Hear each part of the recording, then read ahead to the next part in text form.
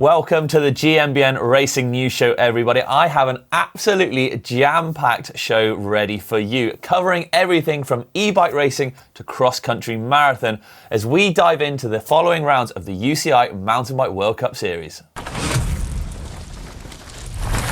Let's dive on in then to the UCI Mountain Bike Enduro World Cup Round 3 in the finale outdoor region. Riders were greeted with a course 56 kilometres long with 3,100 metres of descending and over 2,000 metres of ascending. Now this round was surely going to test the riders to their absolute limit.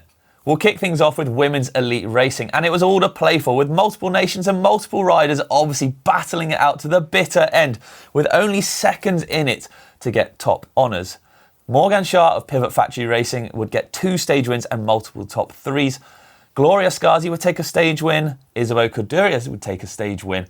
But the surprise was maybe Raffaella Richter of the Ibis team. The young German shredder would also get 2 stage wins. However, slight inconsistencies throughout the day would mean that she wasn't battling it out for the top 3.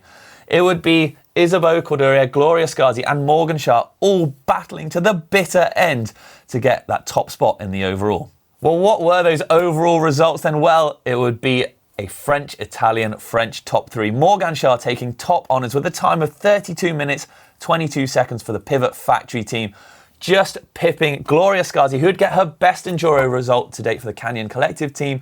The Italian fought hard all day, but would finish 13.67 seconds back.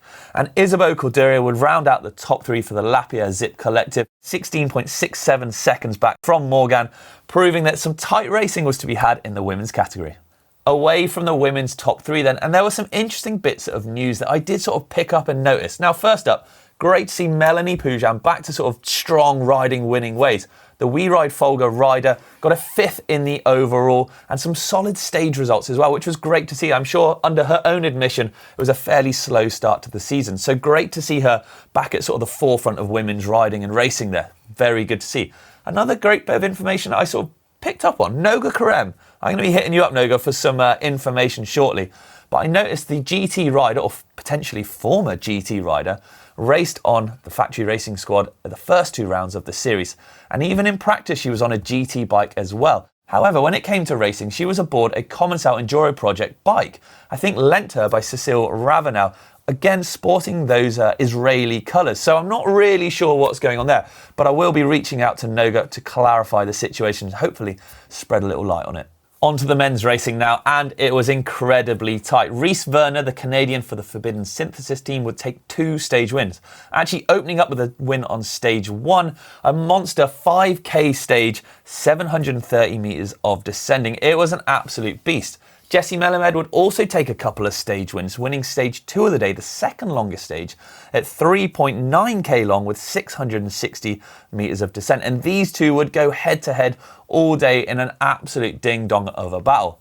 Alex Rudeau of the Commencal Enduro Project would prove consistency was going to be his friend, also taking a stage win, whilst Jon Deniode, the giant factory rider, would prove that it was no fluke when he's won in the past, taking the final stage of the day. On some insane, dusty, dry, rocky trails, conditions were absolutely pushing riders to their unbelievable limits. On to the men's overall now, and it was tight. And when I say tight, I mean less than 7 seconds separating the top 3. Consistency and those couple of stage wins would be absolutely crucial to give Jessie Melamed the overall with a time of 28 minutes and 40 seconds. Snapping at his heels, Rhys Werner, 5.38 back. I think a season and career best for Risa. Congratulations there. And Alex Rudeau would round out the top 3, proving that that win in Ludenvielle in France last year was absolutely no fluke. 6.2 seconds back off of Melamed. Congratulations to the 3 guys there. Ding dong of a battle the whole way through, and I can't wait to see the rest of the season. Now, I did mention before about dusty conditions and some big crashes happening, and sadly it would catch out a couple of our top 10 contenders. First up, Richie Rude would crash hard on stage 2. The American went down with such force, he actually tore a knee pad and bashed his brake lever in the process, costing him a potentially much better result in the overall, but he did finish, and that is the main thing, hopefully without any injuries at all. Now, talking of injuries, well, next up, poor old Eddie Master would have to retire after stage 4. The Pivot Factory Racing rider, well, took an injury to the shoulder who forced him out of the race. He's having to get it checked out. We're not entirely sure of the severity yet, but I know he's getting it looked at. So heal up quick, mate, and hopefully we'll see you back on track soon. In the overall, after 3 rounds in the UCI Mountain Bike Enduro World Cup, in the women's, it would be Morgan Shah and Isabeau Corderia tied in top spot for 1,231 points apiece. And in third place, Bex Barona will have 1,116 points snapping at their heels. In the men's racing, well, Jesse Melamed's result would seal him top honours with 1,070 points, first overall so far. Richie Rude, 1,052 points, and Reese Werner's excellent position would put him in 948 points, third overall. Finale Outdoor Region would also play host to the very first ever UCI Mountain Bike E-Enduro World Cup round. In the women's racing, it was some incredible racing. Now, over 9 stages and 31 minutes plus of racing time, Laura Charles of the Miranda Factory Racing Team would take top honours with Flo Espinera not far behind for the Orbea Fox Enduro team.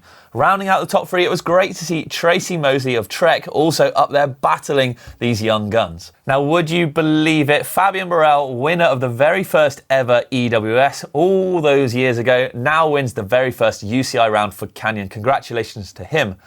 Antoine Roger of the Lapierre Zip Collective took second place, while Florian Nicolai, great to see him back racing of the We Ride Folger Factory team, would round out the top 3. Congratulations, all you competitors, you've absolutely smashed it. The Finale Outdoor Region would play host to round 2 of the UCI Mountain Bike Cross Country Marathon Series, hosting in Finale Ligure. Now, in the men's race, Diego Arias would take top spot with a time of 4 hours, 44 and 57 seconds on the 100-kilometre long course with over 4,000 metres of climbing on it. That is no small day out by anyone's reckoning.